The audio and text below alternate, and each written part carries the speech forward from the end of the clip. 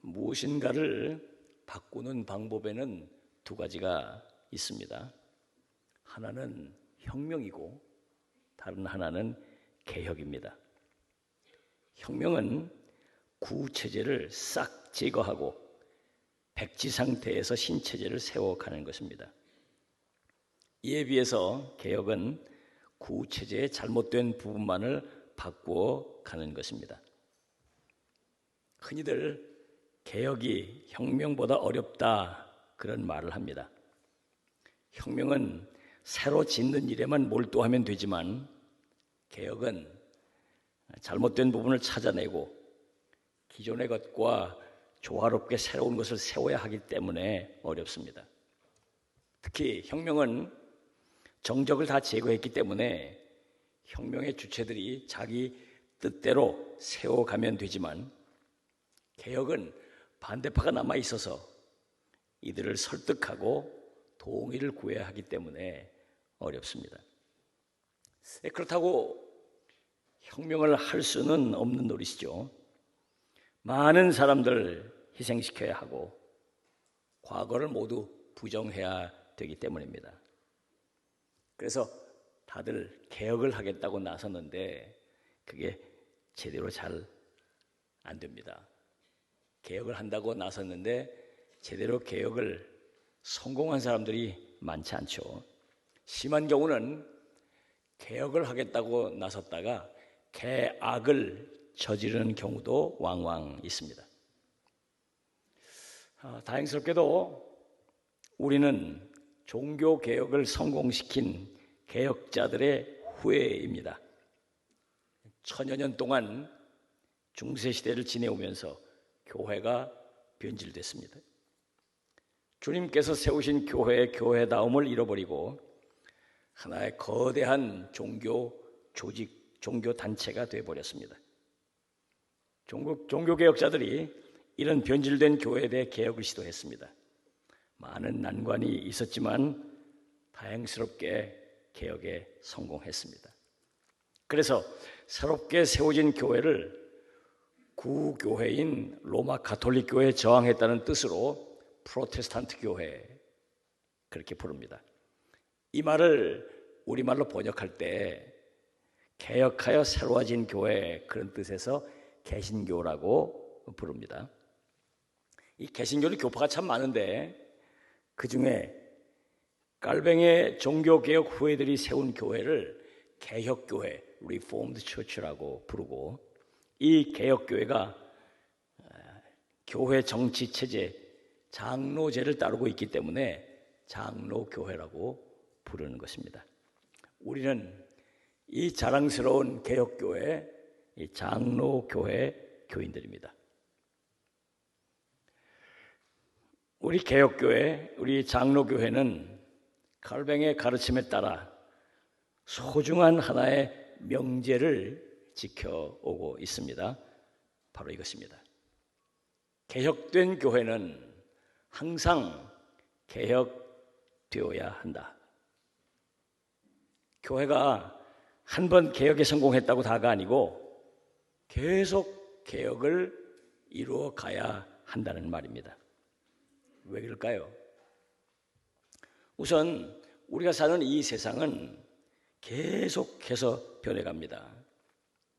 변화된 세상에 걸맞는 그런 교회다운 교회를 세워가려면 계속 개혁을 해 가야 합니다. 그리고 교회는 지속적으로 세상으로부터 세속화의 영향을 받고 있습니다. 세속화의 영향을 털어버리려면 계속 개혁을 해 가야 합니다. 우리가 어떻게 하면 교회를 다시 새롭게 개혁해 가야 할 것인가? 어떻게 하면 이 개혁을 성공시켜낼 수 있을 것인가? 자, 오늘 본문을 통해서 우리가 대단히 중요한 교훈을 받게 됩니다. 이 두 가지를 지금 말씀을 하고 있는데요. 하나는 개혁의 목표를 명확하게 하라는 것입니다. 개혁을 성공해내려면 뭘 개혁하려고 하는지 그걸 정확히 알고 거기에 집중해야 한다는 겁니다.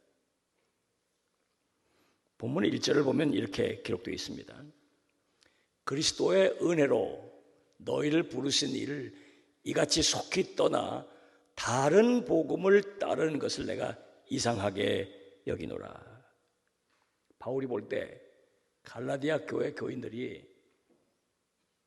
올바른 복음 잘 따라왔는데 언제부턴가 다른 복음을 따르게 됐다는 거예요. 자, 여기서 다른 복음이란 뭘 말하는 걸까요? 다른 복음이란 성경이 말씀하고 있는 복음이 아니고 사람들이 사상이나 신념을 따라 만들어 놓은 복음을 말하는데요. 구체적으로 말하면 율법주의를 말하는 것입니다. 예수만 믿으면 구원받을 수 있는데 그까지는 안 되고 예수 믿을 뿐만 아니라 율법도 지켜야 되고 할례도 받아야 구원받는다. 그런 주장이에요. 당시 초대 예루살렘 교회를 중심으로 이렇게 다른 복음을 전하는 사람들이 있었습니다. 바울이 복음을 전하고 난 뒤에 언젠가 그 교회로 흘러들어와서 그 교회에서 이런 다른 복음을 전하면서 교인들을 흔들어 놓고 교인들에게 나쁜 영향을 미친 사람들이 있었습니다. 본문 7절을 보면 이렇게 말씀하고 있죠. 너희를 교란하여 그리스도의 복음을 변하게 하려 함이라. 이 다른 복음을 전해서 교인들을 혼란스럽게 만들고 그리스도의 복음을 변질시키고 있다는 것입니다. 그러니까 바울은 지금 갈라디아 교회의 문제가 무엇인지, 그 문제의 본질이 무엇인지를 정확하게 짚어내고 있는 거예요. 지금 다른 복음이에요. 다른 복음을 다루고 있다. 이게 문제라는 거예요. 다른 복음을 다루고 있다. 그래서 올바른 복음을 따르도록 이 교회를 새롭게 추스리면서 개혁을 해 가야 한다. 그런 얘기죠. 자, 종교개혁주의니까 종교개혁 당시 얘기를 좀 드려보겠습니다. 구교인 로마 가톨릭 교회가 1299년 톨로사 회의라고 하는 회의에서 정말 우리가 상상할 수 없는 엄청난 결정을 했어요. 오늘 우리의 눈으로 보면 기가 막힌 결정을 했어요. 무슨 결정을 했냐면 평신도들은 성경을 읽으면 안 된다는 거예요. 읽혀도 시원찮은데 읽으면 안 된다는 거예요. 평신도들은 성경을 공부하거나 연구해서도 안 되고 해석해서도 안 된다. 게다가 성경을 가지고 있으면 더더욱 안 된다. 성경을 가지고 있는 게 발각되면 벌을 받는 거예요. 교회가 이걸 결정을 했어요. 게다가 예배 시간, 미사 시간에 성경을 읽고 강론하는 게 다 라틴어로 진행했습니다. 그러니까 독일, 영국, 프랑스 여러 나라 교인들이 라틴어를 모르잖아요. 교회 와서 예배를 진행하는 걸 들어보는데 다 라틴어로 얘기를 하니까 설교한다고 하는데 알아듣지 못하는 라틴어로 설교를 한다 그 말이에요. 통역도 물론 없고 이런 일들이 있었습니다. 이렇게 중세 그리스도인들은 성경 말씀으로부터 철저히 차단됐고 예배 설교도 알아듣지 못하는 얘기로 들어야 했어요. 그러니까 영적인 암흑기가 찾아온 거죠. 그래서 교회를 가보면 성경을 못 읽게 하니까 성경 이야기를 그림으로 여기저기다 붙여놓은 거예요. 그래서 여러분 유럽 교회들을 가보면 왜 그 그림이 많은지 말이죠. 천지 창조에서부터 뭐 여러 가지 사건 이야기들을 그림으로 다 그려놨어요. 그림으로 조각까지 만들어서 여기저기 세워놓고. 왜 그럴까요? 성경을 읽지 못하게 하니까 그거 보고 성경 얘기를 유추하는 거예요. 그걸 보고 영적인 암흑기죠. 게다가 1546년 트렌트 회의라고 하는 회의에서 또 심각한 결정을 하나 내렸습니다. 성경이 66권인데 1546년에 여기다가 7권의 외경과 위경을 성경이라고 덧붙여진 거예요. 덧붙여놓은 거예요. 도비아서, 유디서, 마카비 상하, 지혜서, 집회서, 바룩서, 이게 성경에 포함됐어요. 그래서 로마 가톨릭 교회는 성경이 73권입니다. 우린 66권이고. 중요한 것은 이런 위경을 기초로 해서 비성경적인 교리들이 막 만들어졌어요. 죽은 자를 위한 기도를 한다 이 말이에요.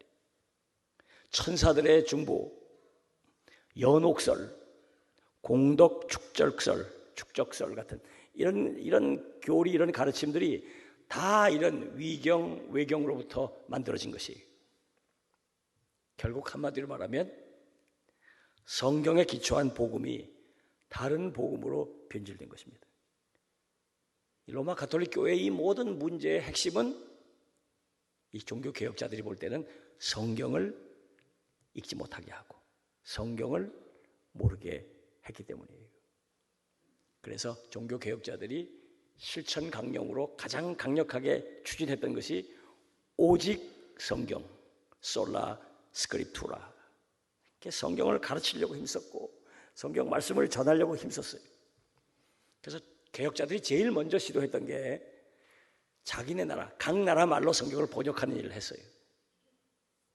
마침 구텐베르크가 그때 인쇄술을 발명을 해가지고 딱 그 시기가 맞아 떨어져서 성경을 막 출판해냈어요.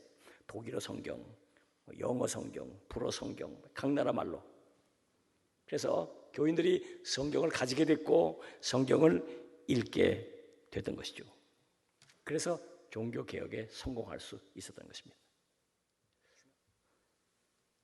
개혁을 성공하려면 또 하나, 오늘 본문이 우리에게 주는 중요한 교훈이 있는데, 타협 없이 개혁을 이루어가라는 겁니다. 타협하면 안 된다는 거예요.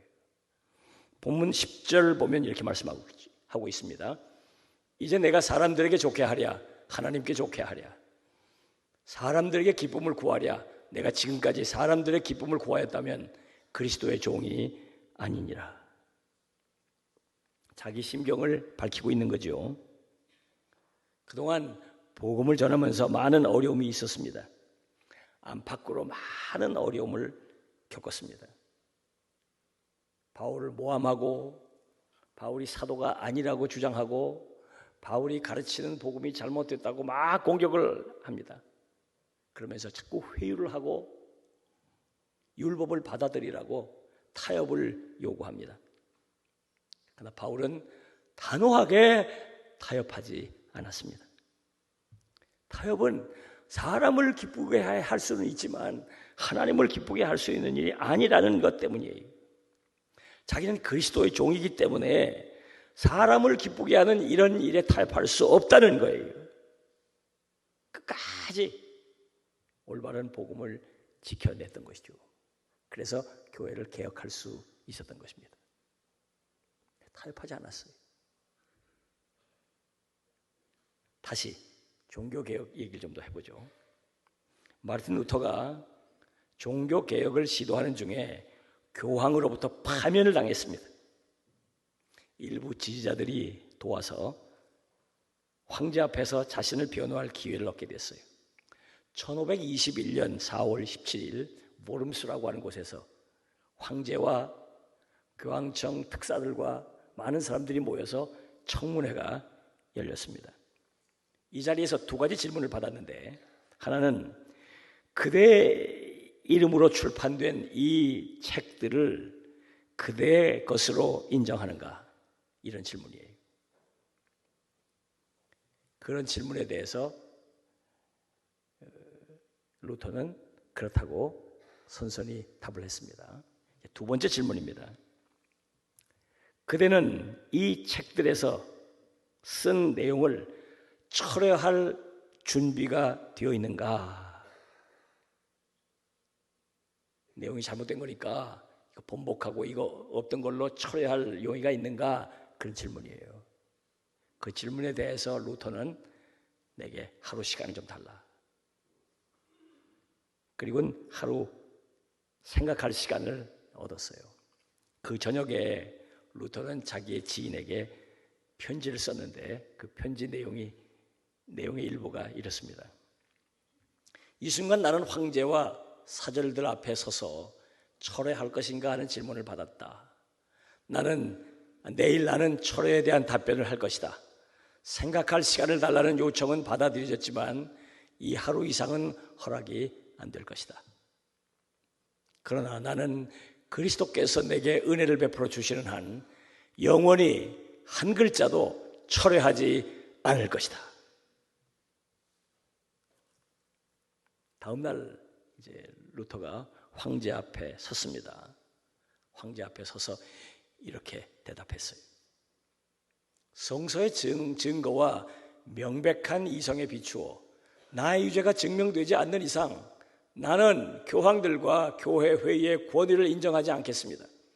사실 이들은 오류를 범하여 왔고 또 서로 엇갈린 주장을 펴왔습니다. 내 양심은 하나님의 말씀에 사로잡혀 있습니다. 나는 아무것도 처리할 수 없고 또 그럴 생각도 없습니다. 왜냐하면 양심에 반해서 행동하는 것은 안전하지도 못할 뿐만 아니라 현명한 일도 아니기 때문입니다. 하나님이여 이 몸을 도우소서. 아멘. 네, 황제가 타협하도록 황제의 권위로 지금 회유 요청을 하고 있고 타협하도록 강요당하고 있는 상황이에요. 그렇지만 그 가운데서도 루터는 단호하게 타협하지 않았습니다. 그래서 결국은 어렵고 힘들었지만 개혁을 성공해낼 수 있었던 것이죠. 사랑하는 여러분, 오늘이 505주년 종교개혁 기념주의를 맞아서 우리가 신앙의 개혁을 생각해 봐야 합니다. 하나님께서 보실 때 과연 나의 신앙은 어떤지, 우리도 모르는 사이에 다른 복음이 우리 신앙 안에 스며들어와 있는 건 아닌지, 우리도 모르는 사이에 타협하고 있는 건 아닌지 돌아봐야 합니다. 개혁된 교회는 항상 개혁되어야 한다는 명제를 따라서 우리 자신의 신앙을 지속적으로 개혁해 나가야 하겠습니다. 그래서 하나님께서 보실 때 하나님 기뻐하시는 신앙으로 도약해 가야 하겠습니다. 더더욱 신앙의 개혁에 힘쓰는 여러분 되시기를 주님의 이름으로 부탁합니다. 기도드리겠습니다.